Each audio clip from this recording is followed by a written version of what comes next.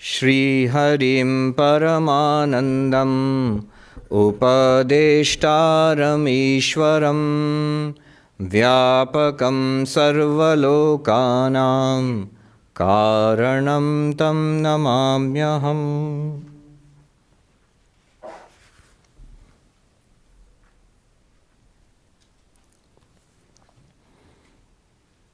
Just by the way, this morning when I went for my walk in Central Park, it was a crisp 2 degrees Celsius. And I saw quite a lot of people.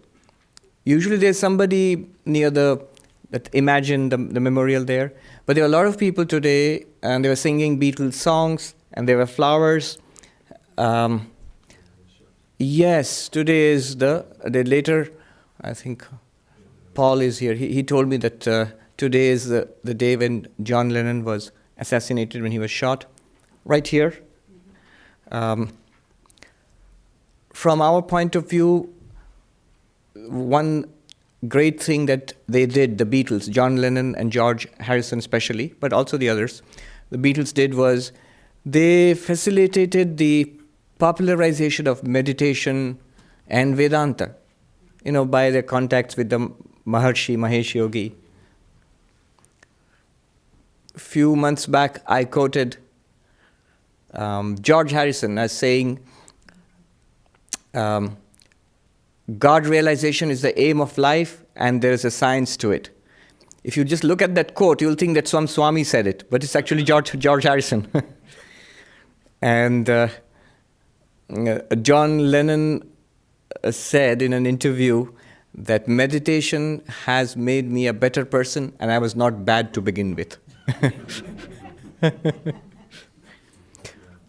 When Malcolm Muggeridge raised concerns about meditation, some objections about meditation, George Harrison said, the Maharshi is a completely happy man and Malcolm is not. So in this way, and what they said was gold standard for millions of teenagers in those days. In fact, Professor Jeffrey Long, who has spoken here, he was 13 or 14 at that time. And he said that I really resonated with the lyrics of the Beatles songs, what they expressed about spirituality. So they encouraged a whole generation of young Americans and worldwide. Especially George Harrison, yes. Aparoksha Anubhuti, we were on verse 65. We had done 64. So we are on verse 65.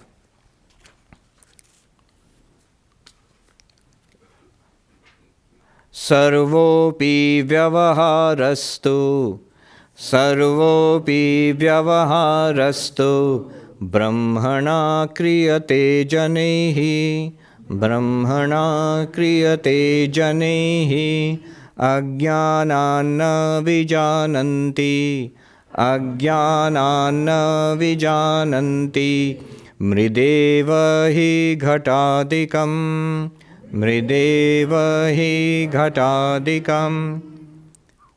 Sarvopi vyavahara, all activities that we do in life, we are doing it in and through Brahman. Can you all hear me?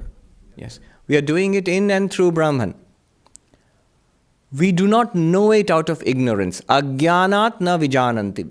People just don't know it out of ignorance. Example, it gives an example. Just as when you use a pot or any other utensil made of clay, you are dealing with what? You're dealing with clay. Now that because we know it's clay, when we use a pot or anything else, we also know that we are using basically the material is clay. But in this case, we are dealing with human beings and animals and plants and bodies and minds, various events in our life, and that's what we think is real. We don't see the background reality, which is Brahman. So all activities are done in and through Brahman. All transactions, all relative empirical dealings are done in and through Brahman. You see, the doubt may be raised.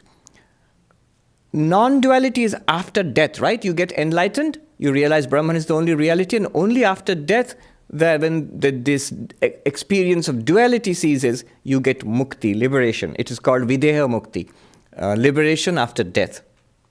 But when you are alive, this is a question, this is not the Advaita position. When you are alive, even if you're an enlightened person, you see difference, right? You see the other clearly in the lives of enlightened persons. Ramakrishna recognized Vivekananda and Adbhutananda and the Ganges and the temple of Dakshineshwar. He recognized all these things, the differences. So they recognize difference. They see duality. They experience duality. When he says food, this food goes in the mouth. And toothpaste is for the brushing the teeth. You don't reverse it. You see that they're all different. So you're clearly experiencing difference, you're experiencing duality. You're not experiencing non-duality.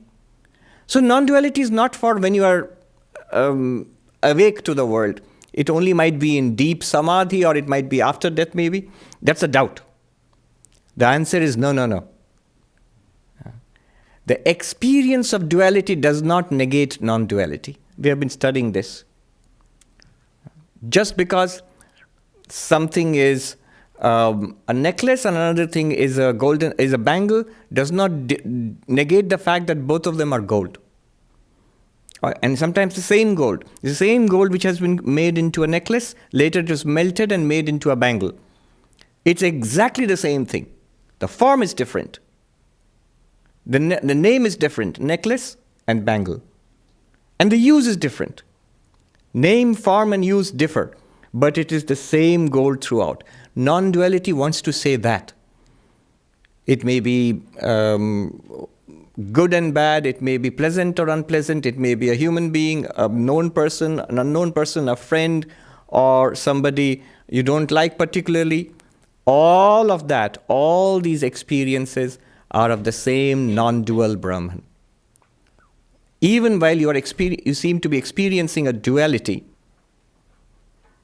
the real glory is in knowing it, in recognizing it.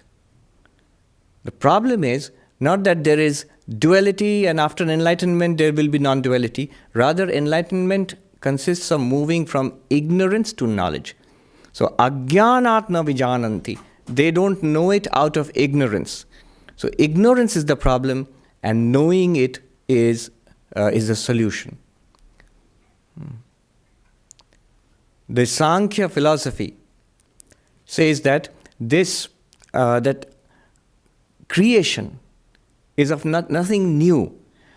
The cause is transformed into the effect. It's the manifestation of the effect in the cause. So when you make a pot out of clay, the clay was already there, and the clay is transformed into a pot by the efforts of the potter. It's a manifestation of the potentiality of the pot was already there in the clay. And the clay is nothing other than earth, the earth element in the traditional cosmology. The earth element is nothing other than a manifestation in its cause, the water element. And the water element is manifested from the fire element, the fire from the air, and air from space, like that. So it's a manifestation of the cause into the effect. Nothing new is created. And in Advaita Vedanta, what we say is that all of these manifestations are in consciousness.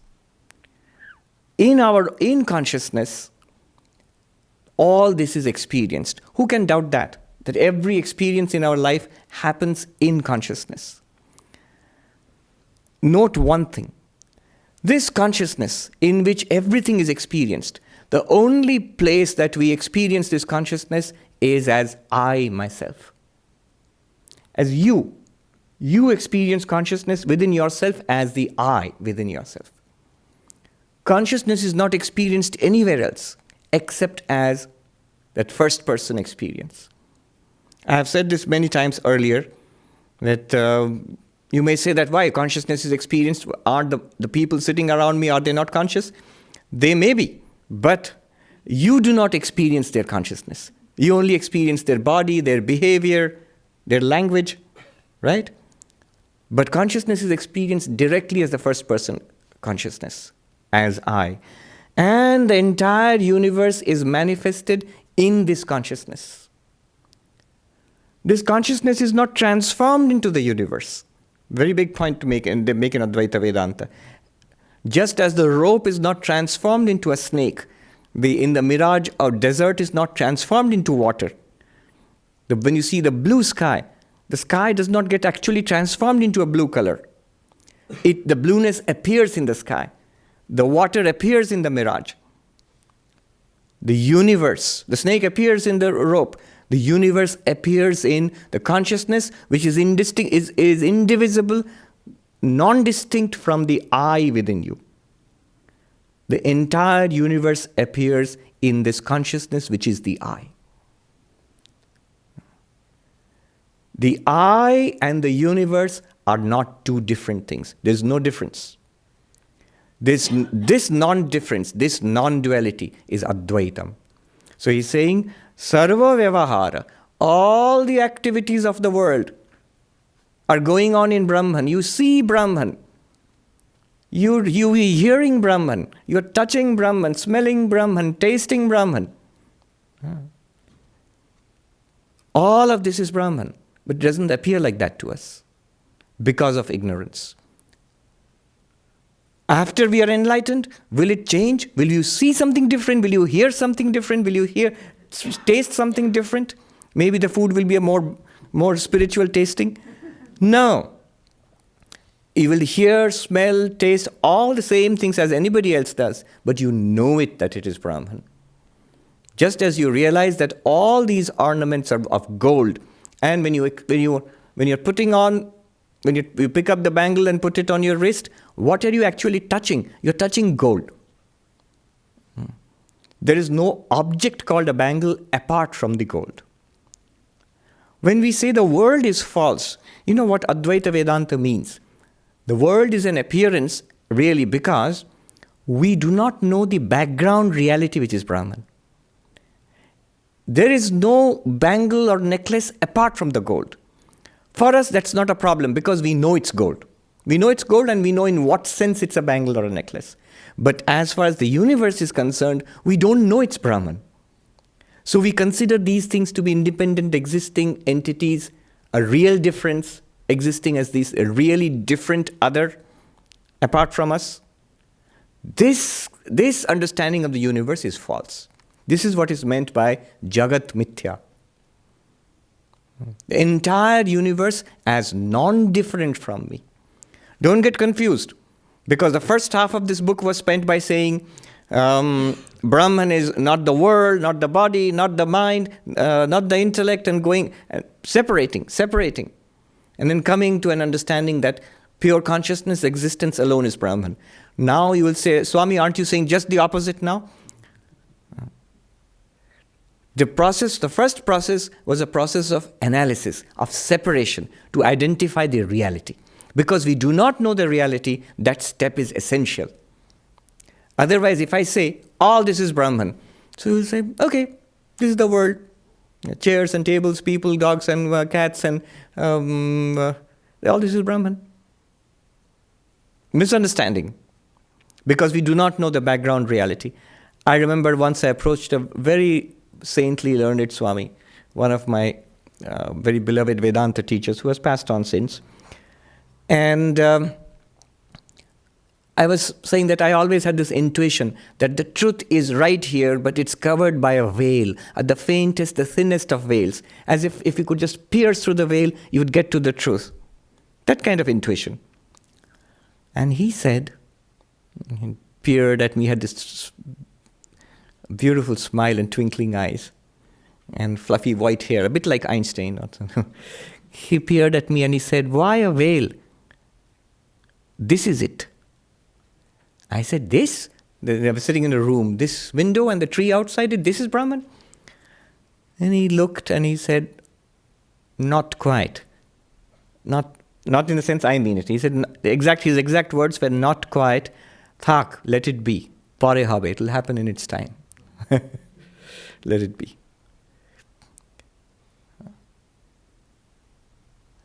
When we have food in our tradition, we chant Brahma Arpanam Brahmahavi, Brahmagno brahmanahutam brahmeva tena gantavyam brahma karma samadhina. It's from the 4th chapter of the Bhagavad Gita. What does it mean? Many people, very devoutly they bow down and say, oh, we are offering this food to Brahman. No, not really. They'd be shocked to know what it means, what they're chanting so devoutly. What it means is, the paradigm there, the way of understanding this is, in ancient India, the religious ritual was the fire sacrifice. The ancient Vedic people, just like modern Hindus do puja. We're going to do one tomorrow. The ancient Hindus, and of course even now in India, because nothing really dies out in India. So what they did 5,000 years ago, they wouldn't be totally out of place if you brought them to 21st century India. Of course, they wouldn't, and they would be amazed at the ubiquitous mobile phones. But other than that, they still might find something similar. Now, the fire sacrifice, where there was a fire, there was a priest, and they would pour offerings in a ladle. They take a ladle and pour offerings into the fire to the accompaniment of mantras. This was the ritual. So that's taken as a model. This verse from the Gita says, the ladle by which you are offering, the priest offers, the ladle is Brahman. The offering which is poured into the fire, that is Brahman. The fire is Brahman. The one who is sacrificing in the fire, that person is also Brahman. The one who sees Brahman in all actions will realize Brahman. The one who sees Brahman in all actions will attain to Brahman, will be liberated. So when you're eating, an application, when you're eating, the food is Brahman. The spoon with which you lift up food and put it into your mouth, the spoon is Brahman. The fire in the belly, a fire of hunger is compared to fire, that is Brahman. And you who are offering this sacrifice, you are Brahman. This is the meditation that we do, or you're supposed to do, when you chant that mantra. And that can be applied to any action. So all transactions in the world, whether you're driving a car and shopping in the supermarket, or working in the computer in your office, whether you are being affectionate and loving towards somebody, whether you're scolding somebody, all of this, every activity in the world, can be seen as happening in and through Brahman.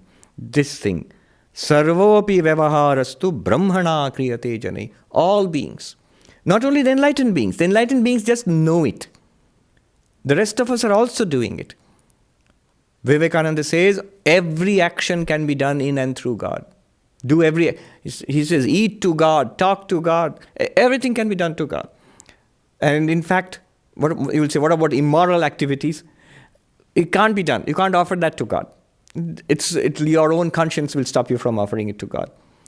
So, all activities, empirical dealings, are in and through Brahman. That is the meaning. People perform all their actions in and through Brahman, but on account of ignorance, they know not.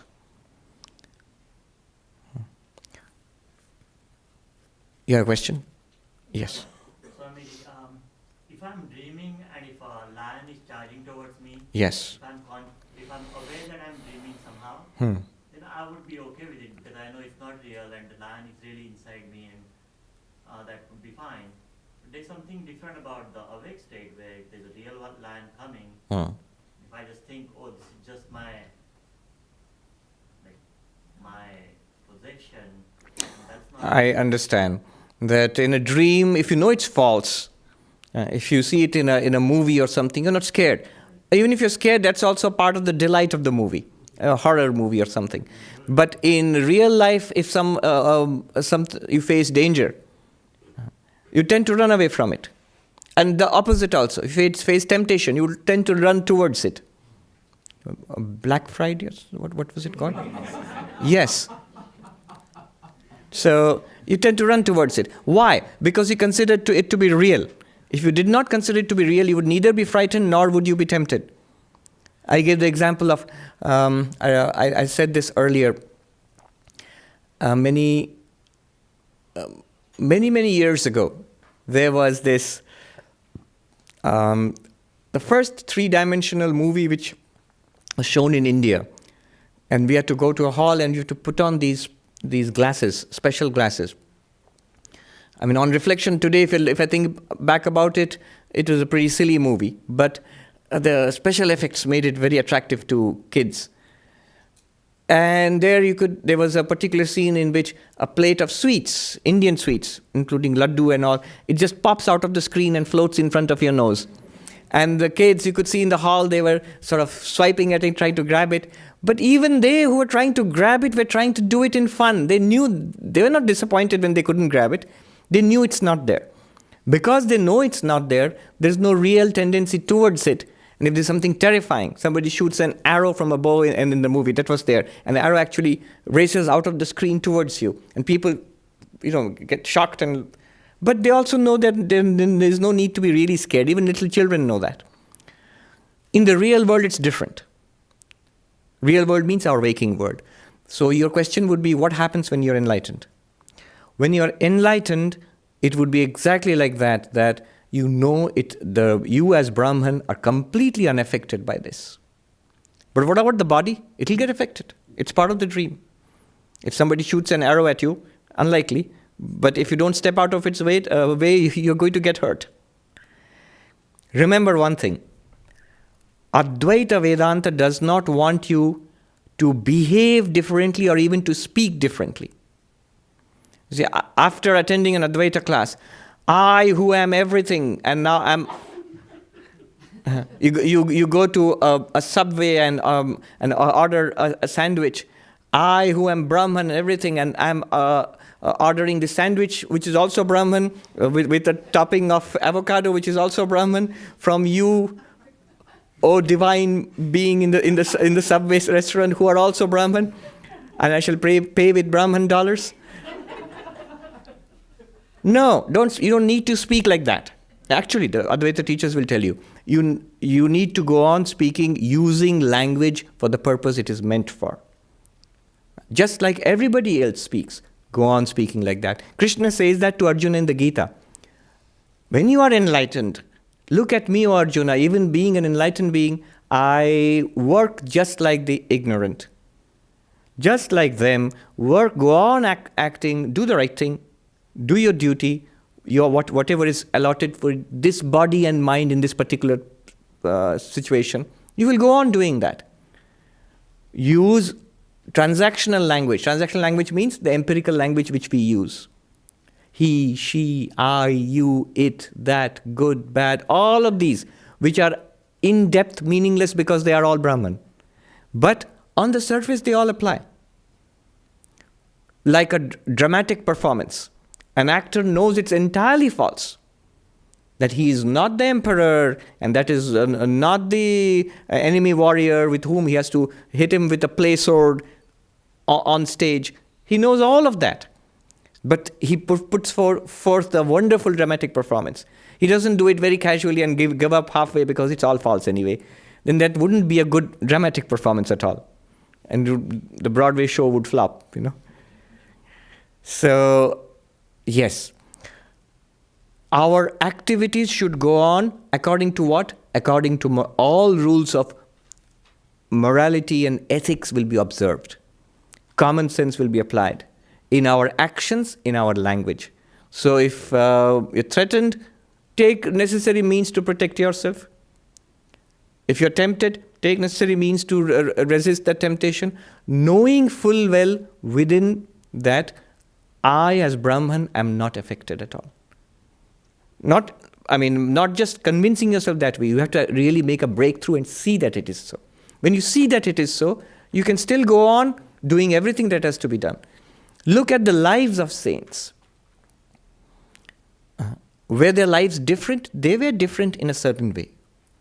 They get the advantage. What advantage will there be? If I am still going to do the same things, if I'm still going to speak in the same way, then what's the point of reading Advaita Vedanta? Can't I actually say cool things like, I, the universal consciousness, am speaking to you? No, you cannot. You should not. The advantage that you gain is you go beyond fear, go beyond suffering, you go beyond limitation. You know that the death of the body is not my death. You know for sure, without the slightest hesitation or slightest doubt, that that person is not really my enemy. That person is not really against me or not really a danger to me. Nothing is a danger to me. They are all my own. Where is this person? Right now, in my own consciousness. That which is in my own consciousness cannot be different from me. It's a manifestation of myself. So every person, every activity, every experience is a manifestation of the Brahman, is an experience in Brahman which you are. That knowledge inside will be there. External activities can very well go on being the same. You need not make a dramatic difference. I like the story of, there's a story of Nisargadatta Maharaj. After his enlightenment, his experience of enlightenment, he was in a slum in Mumbai. And he decided, this is awful. And it was awful. The slum, I mean. It still is. So he said, this is awful. I should go and stay in the Himalayas.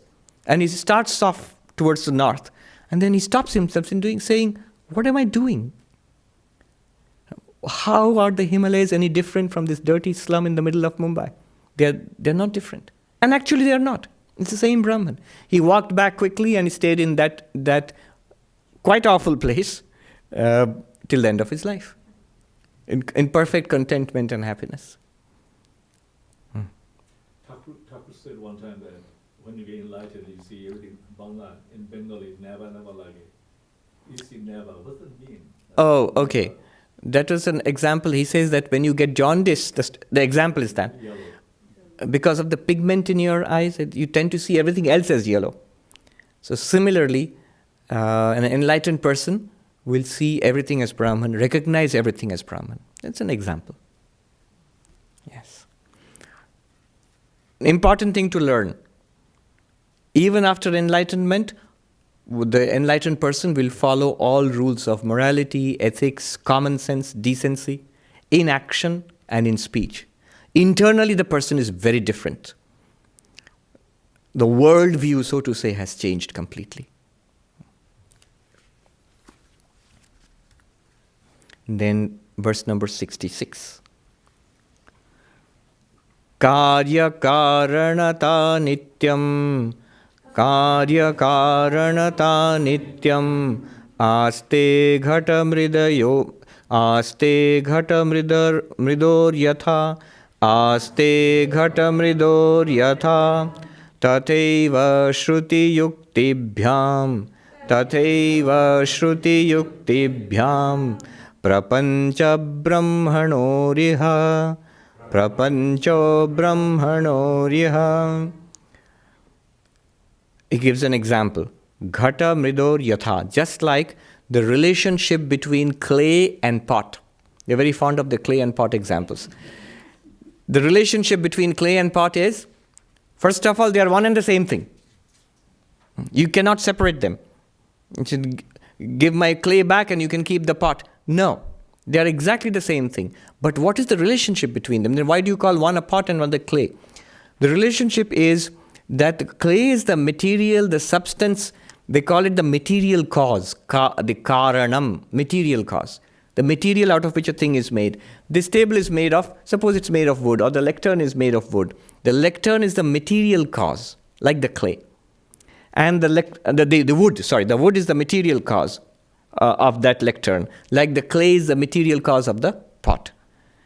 In the same way, Brahman is the material, is the reality, is the substance of this universe. Use that example carefully. Brahman is not a thing. Clay is a thing, wood is a thing. So Brahman is not a thing. But only in that sense that the reality of that lectern is the wood, the reality of the pot is the clay. So it is the material cause and the pot is the effect. Sanskrit, karanam, karya. Whenever there is a pot, the relationship of cause and effect applies. Material cause is clay and the effect is the pot. Really speaking, the pot is a name, a form, and a function. In name, form, and function, they differ. Different pots will differ, and you can use them for different purposes. You can keep milk in the pot. You cannot keep milk in a lump of clay. So the use will still continue. When you recognize that the pot is nothing but clay, will you stop putting milk in it? No. You can still continue to use it. Usage, worldly usage continues. So the difference is in the vision that you thought it was a thing called a pot. Now you know it's clay. But use it as a pot. Call it a pot. Don't call it clay. Now that you know it's clay, don't call it clay. Now that you know it's Brahman, don't call it Brahman. But you know it's Brahman. Internally, your attitude, it's Brahman. So what the relationship between clay and pot is exactly the relationship between Brahman and this universe. Note how we begin by separating and end up by, again, uniting, finding the oneness. This oneness is the final teaching of non-duality, one without a second, not separate body and mind. You see, often there is, people are misled. I am not the body, I am not the mind, I am not the intellect, I am the witness consciousness. What impression does it create in your mind? Separate. There's a world, here is a body and the mind and the intellect, and beyond that I am the witness of all of this. Separate from it.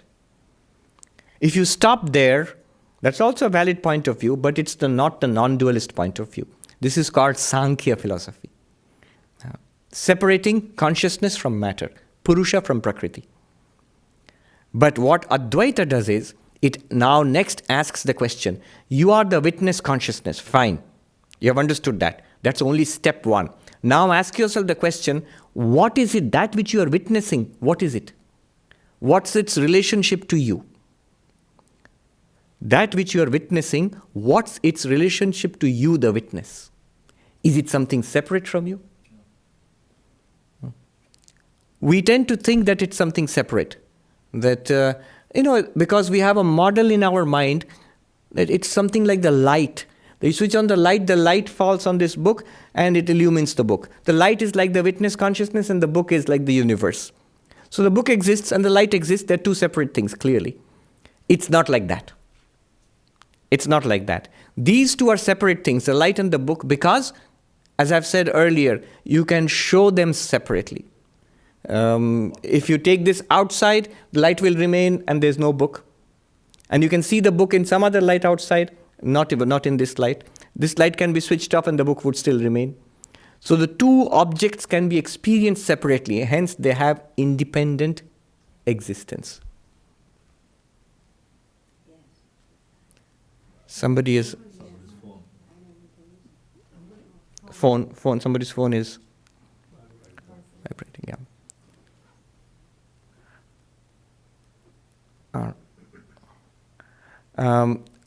You can appreciate two entities separately.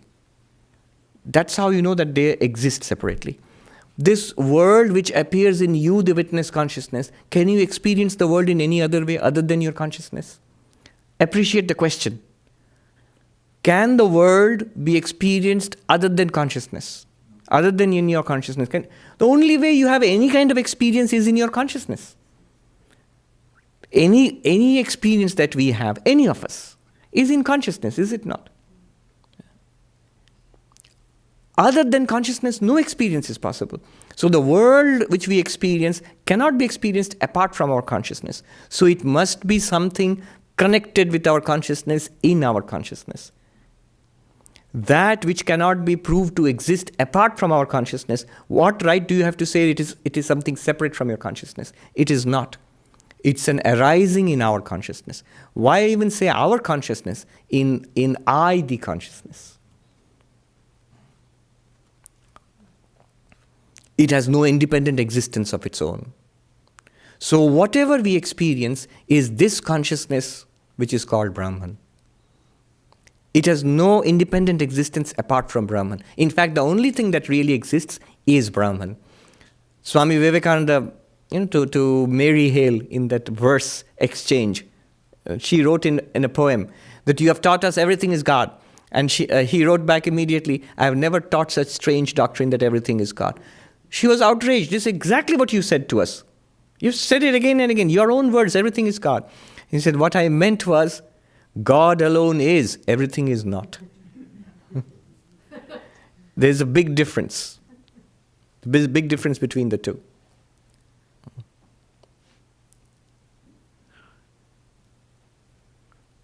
All of this appears in consciousness. Step one. So if it appears in consciousness, what is the relationship between those things which appear, all this universe and consciousness? I, the consciousness, pervade this universe. Pervader and pervaded. Even there you have to ask a question, in what sense? Somebody lights incense here. The incense pervades the room. But the room is different and the incense is different. You get the fragrance of the incense throughout the room. But they're two different things. So is consciousness something like that, which pervades the room? You switch on the light and the light pervades the room. But the light and the room are two different things. In that sense, are they pervaded and pervader and pervaded? No. Then in what sense? He says, as a pot and clay. The clay pervades the pot. In what sense? Every bit of the pot, you touch it, top, bottom, inside, outside, it's the same clay. Take one more step. Whatever you touch there is the clay, not something called a pot. I'll repeat that. When you touch something in the pot, what is it? Actually, you're touching clay. Pot is a name. There is no substantial reality corresponding to that name. I'm making a remarkable claim here. He says, Swami, what is that big, fat, round thing sitting in front of you? The pot. Yeah. It's clay. Show me a separate thing called a pot. There is no separate thing called a pot.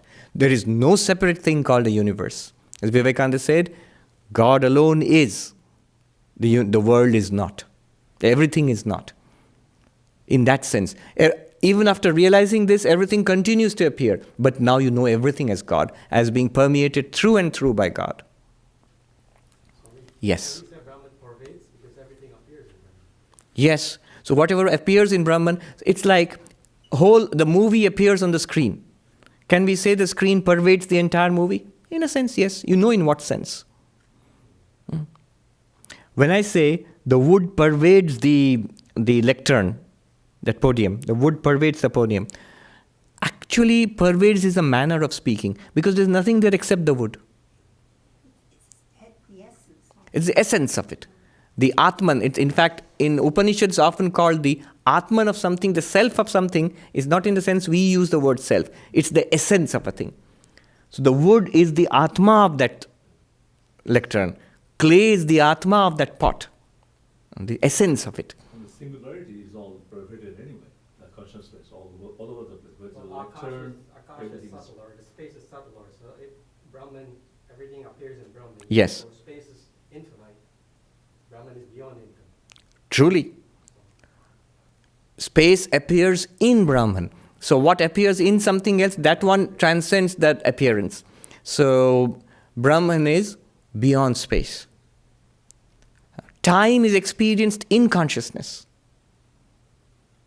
Many people think that consciousness is experienced in time. As time progresses, our thoughts change. That thoughts are changing. But to experience time, you need consciousness and thought also. So consciousness transcends time. When in the Buddhist, the introductory prayer to Mula Madhyamaka Karika, a central text of Madhyamaka Buddhism, a central text of Tibetan Buddhism also, it starts off with a prayer, just like we do a prayer here. And it sounds very much like non-dualism. Talks about the non-dual and the cessation of the universe, prapanchopashamam. Even uses the word Shivam in a Buddhist text. But also something that will be puzzling to a Hindu. It uses ashashwatam, non-eternal. The Hindu text would use eternal, nityam, eternal. And the Buddhist text says non-eternal. What do they mean by that? Do they mean something that has been created and destroyed? So the ultimate, whatever they're talking about, the ultimate reality, something created and destroyed? No, no, no, no. They mean exactly what we mean. But eternal and non-eternal are terms used in time. The normal way of understanding eternal is something that lasts for a very long period of time. Brahman is not like that, because time itself exists in Brahman or appears in Brahman. Yes. So you might just as well call it non-eternal. Non-eternal there does not mean something that's created and destroyed. No. Something that's beyond time. So, by reasoning, yukti, and by the evidence of the Upanishads, Shruti, Prapancha Brahmana, the relationship between the universe and Brahman is the same as the relationship between the clay and the pot. Remember, the Brahman is like the clay and universe is like the pot, not the other way around. The universe is an appearance in Brahman, just like the pot is an appearance in clay. Let's do 67. Grihyamane ghate yadvan, Grihyamane ghate yadvan, Mrittikayati vaibalat, Mrittikayati vaibalat, Vikshamane prapanchepi, Vikshamane prapanchepi, Brahmeva bhati bhasuram, Brahmeva bhati bhasuram. Beautiful, powerful verse. What does it mean? It means, hold on to the pot. We are using it again.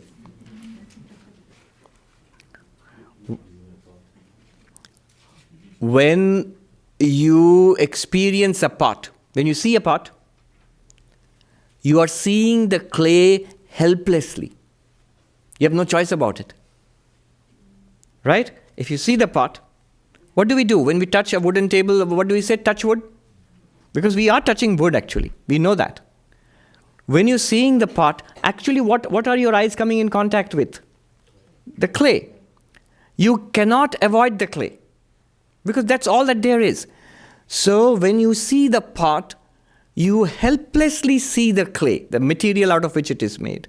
When you touch a pot, you helplessly, choicelessly touch the clay itself, because there's nothing else to touch there. So when we see another person, we hopelessly see Brahman. Yes, that's the great conclusion. The second line is so beautiful. Vikshamane prapanche api. In this universe, when you experience the universe, the words used are so powerful, little thrilling. Brahmeva bhati bhasuram. It is Brahman alone blazing forth. Blazing forth. Abhati bhasuram. Like light shining forth. But Vikshamane is an interesting word. It's not a simple word like seeing. It means seeing through inquiry. Seeing through the eyes of inquiry. Seeing through the eyes of this book. Seeing through the eyes of non-dualism. Through the eye of knowledge. Vikshamane. Vikshamane normally means inquiry. When you inquire into this world or look at it through the eyes of knowledge, God blazes forth unmistakably.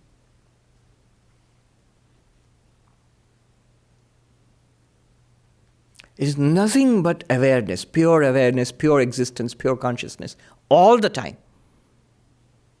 Just as the pot, whatever you do with it, keep it, store water or milk in it, whatever you're doing with it, it's just clay. Whenever you are experiencing it. In the same way, whatever you do with this world, you're happy in this world, you're happy with Brahman. In Brahman, Brahman is shining forth. In your unhappiness, Brahman is shining forth. The very experience of happiness and unhappiness, Brahman is shining forth in both. That's why enlightened persons have this peculiar quality, which is mentioned again and again in the Gita, samadrishtitvam or samadarshitvam. It is unhappily translated in English as Same-sightedness sounds like an ocular defect, like nearsighted or farsighted. Equal opportunity. It means, yeah, equal opportunity. It means Equanimity. yesterday I was at the French Cultural Affairs Consulate on 79th and 5th. And there was a conversation between Rosalind Morris, who is social anthropology in Columbia University, and Gayatri Chakravarti Spivak, who's a very well-known professor of many things postmodernism, post-colonial theory, and so. And Rosalind, in fact, made an interesting remark. She says, in our modern society, it's characterized as you have an equal opportunity to inequality, which is a very perceptive statement. So anyway, back to our point here. In every experience, the same Brahman shines forth. In the pleasant and the unpleasant, in the waking and the dreaming and the deep sleep, in what you like, what you dislike, in life and in death, it is Brahman alone shining forth. You say, good for Brahman, what about me? You are that Brahman. Brahman alone shining forth, it's none other than consciousness, and you are that consciousness. This is the great claim that is made. And say, so, if you see it that way, if you know it that way, if you're established in that knowledge, you go beyond fear. When the great emperor became enlightened, what did he attain? His guru tells him, Abhayam vai praptosi Janaka, you have reached fearlessness. No longer is there any fear left in this universe for you. Nothing can make you afraid. Biggest fear is death. So once you conquer that, that's it. Biggest fear is death. We are not mortal creatures. The body will die. The body will age and die. It is nothing to you. Nothing to you. It's a blink in the eternity of time. And time itself is a plaything to you who are consciousness. One monk in the Himalayas once chanted very thrillingly. We are sitting in his ashram, surrounded by these towering snow peaks, glaciers running down, forests all around. And he chanted to me something his guru had told him. He was not very scholarly. So his guru had said, you find God with eyes open. Don't have to go through a lot of Vedanta. He quoted two things. One from Kabir, Khule nain dekhu sahab ko. With open eyes I perceive my Lord. What do you perceive with your open eyes? His guru told him, you will see Brahman in the Himalayas and the Ganges, the river Ganges. And so he quoted the second thing from the Vedas to me. Pashya devasya kavyam yona jiryati namamara. Look upon the poetry of the infinite. Deva here is infinite consciousness. Look upon the poetry of the infinite consciousness, which neither decays nor dies. What is the poetry? The universe. The universe itself is the poetry of God.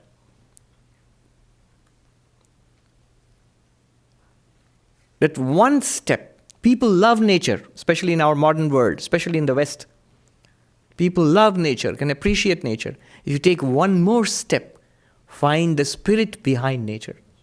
One day, I think it was Nivedita, who was standing on the ship, looking out on the beauty of the Mediterranean Sea, and the moonlight playing on the waves, and she said to Swamiji, Swami Vivekananda, who was on the same ship, how beautiful it is. And Swami Vivekananda said, yes, and how much more beautiful is that self, that consciousness, the Atman, in which all this beauty appears. You, how much more beautiful you are. You lend your beauty to the Mediterranean and the moonlight and the ocean. Borrowed. All of it is borrowed from you. In Sanskrit, there is a phrase, there is a metaphor which is used, yachita mandana nyaya. It's a kind of analogy that's used actually. What it means is jewelry that is borrowed.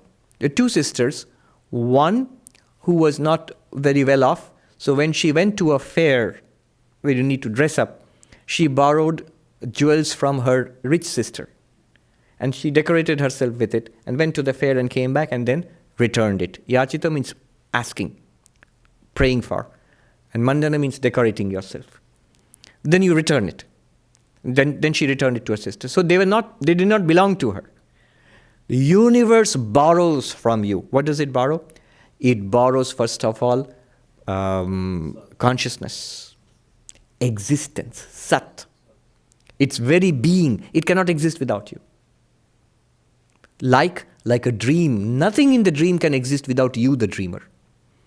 It's the dreamer's existence, which is all the people in the dream, all the things in the dream, all the happenings, good and bad in the dream. It's your existence. And you give it light. You give it consciousness. Then only experience. It's not a dead existence. It's an alive existence. This entire universe. Yeah. So you give it, it borrows sentience from you, it borrows existence from you, and most of all, it borrows joy from you. Ananda. It borrows Sat, Chit, Ananda. But because it is borrowed, it has to be returned. Hence, the existence that the universe borrows from you is returned. Hence, in the universe, things are born and death is certain.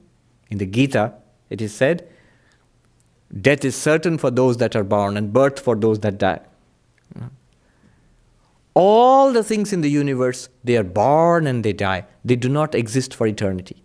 Why? Because their existence is borrowed. But the one from which it is borrowed, that one is eternal. That one is beyond time. Who is that one? You. Consciousness in the universe. You have more knowledge and less knowledge. Our knowledge is limited. We try to understand. We cannot understand. We learn and we forget. We experience in slices of time. Through our eyes, ears, through instruments of knowledge. Our epistemological instruments. Eyes, ears, tongue and nose and taste and thought and understanding and intellect. Through these media we channel consciousness. But the infinite consciousness is at the back of all knowledge, and that's borrowed from, consciousness is borrowed from that. That which is borrowed, the source itself is infinite. It's not limited knowledge. And Ananda, bliss, is a world of misery and suffering with glimmerings of joy which people chase all the time. But those glimmerings of joy are borrowed from you. They are your own bliss reflected back by the world to you and in tempting you. It's all borrowed. Existence is borrowed, awareness is borrowed by the world, and joy or bliss is borrowed by the world. All of it is in infinity is available within each of us. That one existence, consciousness, bliss. So, to an enlightened person, Brahmeva abhati bhasuram. Brahman alone blazes forth. Abhati appears, bhasuram, blazing forth. Does the enlightened person have to make an effort to remain conscious of God? No. It's effortless. Does the enlightened person always think about God? Not necessarily. The enlightened person may just be walking, talking, and cooking and doing things. The Holy Mother, she was asked, are you always aware of your real nature? Of course, in her case, there's an extra dimension, being an avatar. But let's take it in a non-dual sense, in the sense of an enlightened person. Are you always aware of your real nature? She said, my child, how could I go on working if that were the case? But it's always available to me whenever I want it. It's always available to me. A place of security, rest, eternal peace, continuously available to us. Especially when in times of trouble we need it. When it hurts, physically, emotionally, socially, when there is pain and suffering and struggle and fear and anxiety, then this is available to us. We know this is the reality. Compared to that, this world, Vivekananda called it the game of puppies. It's cute. Even what we might normally think terrifying.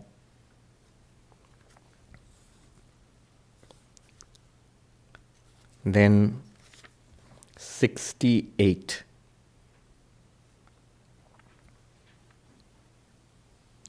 Sadaivatma vishuddhosti, Sadaivatma vishuddhosti, Yashuddho bhati vai sada, Yashuddho bhati vai sada, Yateva dvividha rajjur.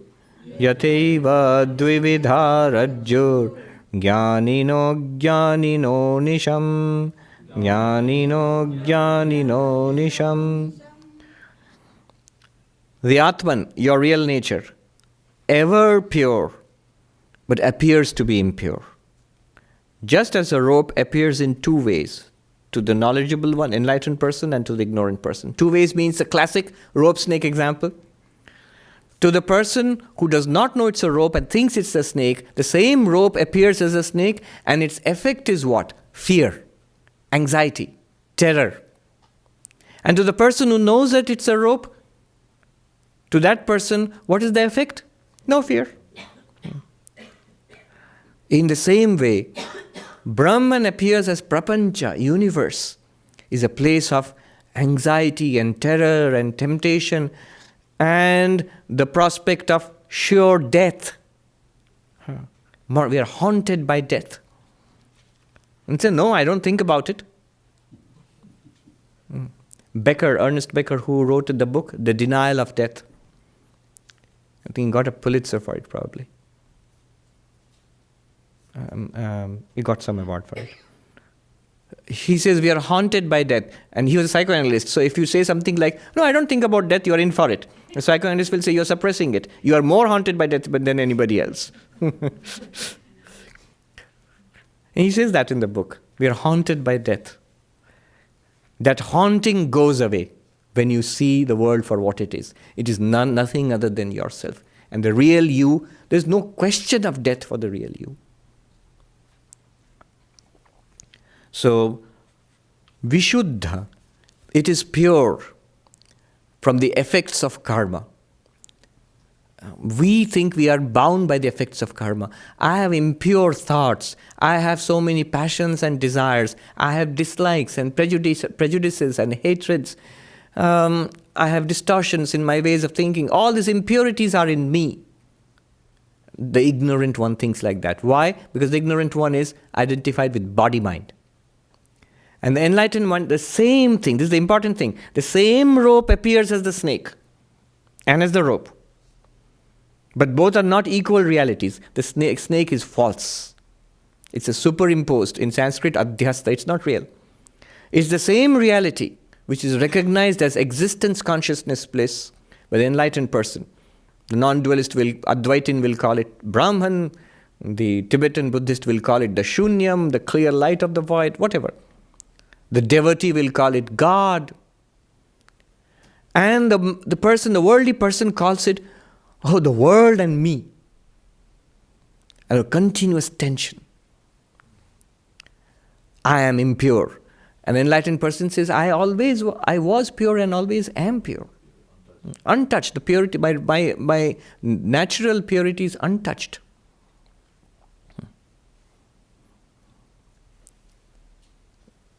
I won't go any further today. If you have any comments, questions, we can take one or two. Yes. So, the ecstatic bliss Nivedita was experiencing by observing the night, how can we make every moment like that? It's a good question. That's the temptation. See, the question was that the bliss which Nivedita sees by seeing the ocean, beautiful ocean, how can I get that ecstasy? She got that ecstasy in nature. You know, the derivation of the word ecstasy? It leads you straight to Vedanta. It is stepping beyond, stepping beyond the self, the lower self, yes, expanding beyond it. So the temptation is, it's intense, it's beautiful.